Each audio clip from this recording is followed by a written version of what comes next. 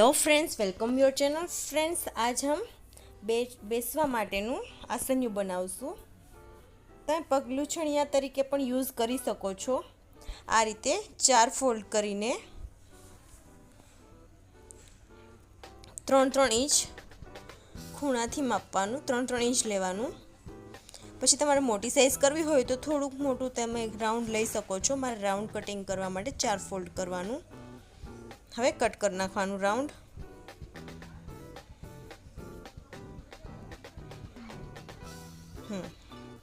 આ રીતે તમારી સાઇઝ પ્રમાણે મોટું પણ લઈ શકો છો।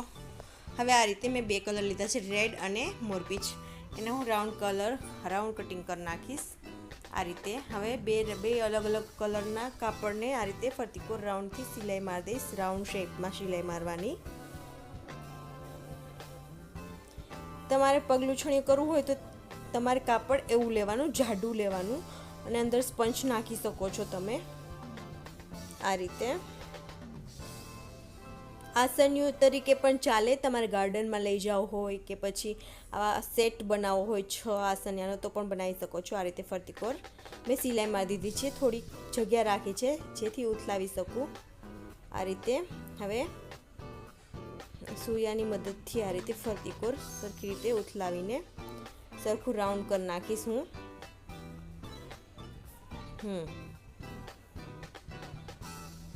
હવે આ જ્યાં ખુલ્લો ભાગ છે ત્યાં સિલાઈ મારવાની।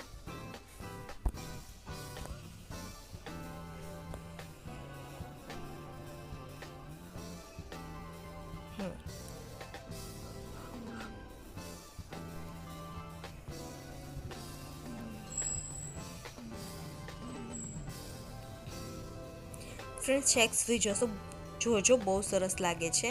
આ રીતે બધા કરી નાખવાના, આ રીતે 6 પીસ કરવાના। હવે આને આ રીતે અડધું ભાગ ફોલ્ડ કરીને ખૂણેથી લઈને આ રીતે ત્રાસમાં બંને સાઈડ આ રીતે નિશાન કરી નાખવાનું દબાવીને। બધામાં સેમ આ રીતે જ ગોળમાં નિશાન કરવાનું। આ રીતે નિશાન થઈ જાય એટલે ચોકથી નિશાન કરી નાખવાનું, એટલે દેખાય, નિશાન વિખાય નહીં એટલા માટે। બધામાં આ જ રીતે કરવાનું। આ થઈ ગયું છે જુઓ। હવે આ રીતે જે રેડ સામે આવે એ રીતે રાખીને સિલાઈ મારવાની।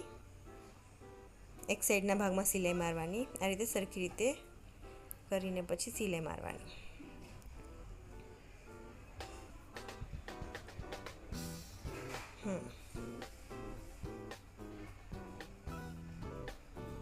હવે આમાં પણ એ જ રીતે સિલાઈ મારવાની રહેશે।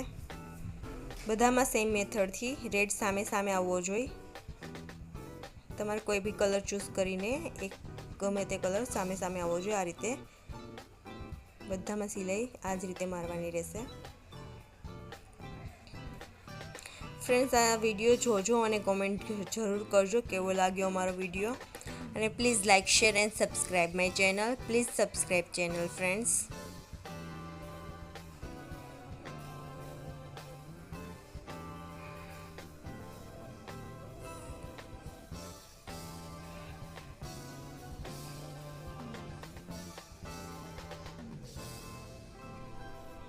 પ્લીઝ ફ્રેન્ડ્સ, છેક સુધી જોજો વિડીયો, બહુ સરસ બને છે। આસનિયું, પગલૂછણિયું, માતાજી ભગવાનના મંદિર માટેનું આસનિયું પણ યુઝ કરી શકો છો। આ રીતે છેલ્લે એક વધ્યું છે તેને પણ આ રીતે હું સિલાઈ મારી દઈશ। છેલ્લે પછી બંને સાઈડ જે છેડા ખુલ્લા છે એને અટેચ કરવાનું રહેશે। આ રીતે આ બંને ભાગને અટેચ કરવાનું।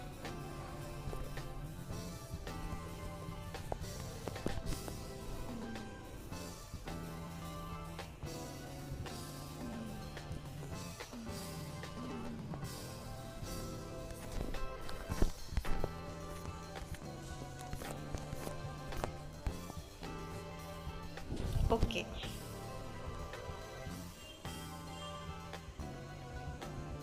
હવે આ બધા ફૂલને એક સરખી એક સાઈડ પાંદડી રાખી છે મેં, જે સાઈડ વળેલું છે એ જ રીતે અને આ રીતે પાંદડીને બેસાડી દેવાની. કેવી સરસ ડિઝાઇન લાગે છે, જો ફ્લાવર બની ગયું ને. હવે આપણે સિલાઈ મારી દઈશું પાંદડીની ફરતી કોર.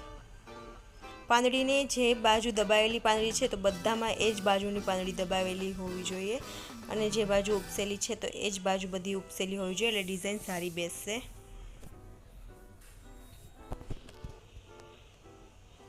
આ રીતે સિલાઈ મારી દઉં છું ફરતી કોર.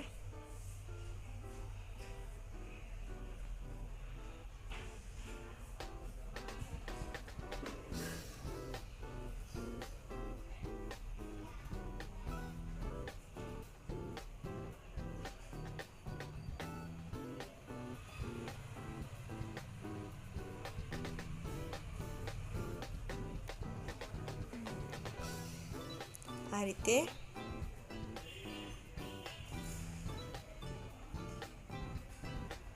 ઓકે. હવે આપણે આ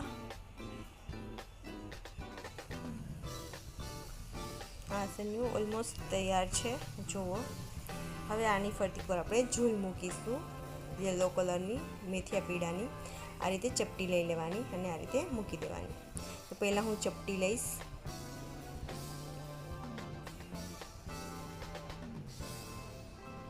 આ રીતે ચપટી લેતું જવાનું આખી પટ્ટીમાં.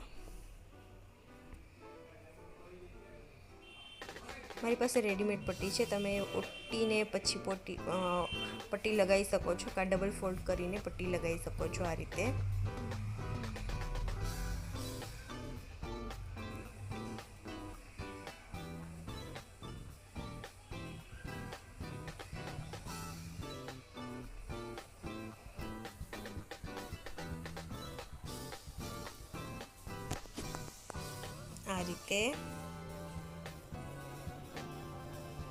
બસ કમ્પ્લીટ થઈ ગયું. હવે હું આ રીતે લેસ લગાવી દઈશ.